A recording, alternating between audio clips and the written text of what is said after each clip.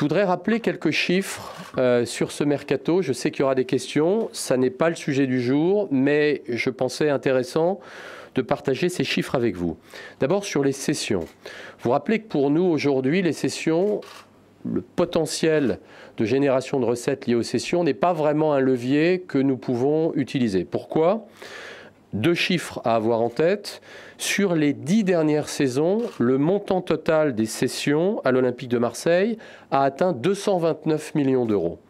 Il faut savoir que sur les deux saisons, 2014-2015 et 2015-2016, ces cessions ont atteint la somme de 112 millions d'euros, soit pas loin de 50% du montant total des cessions sur 10 ans qui ont été générées sur les deux dernières saisons. Ça prouve que dans ce domaine, et on le savait, ce n'est pas une surprise, évidemment notre marge de manœuvre est limitée.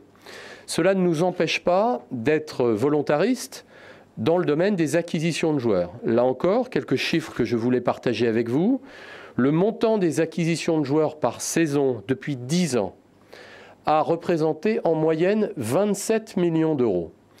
Il faut savoir que le montant total des acquisitions de joueurs à date sur la saison en cours pour encore quelques jours, la saison 2016-2017, a atteint 83 millions d'euros. C'est un début, c'est un démarrage.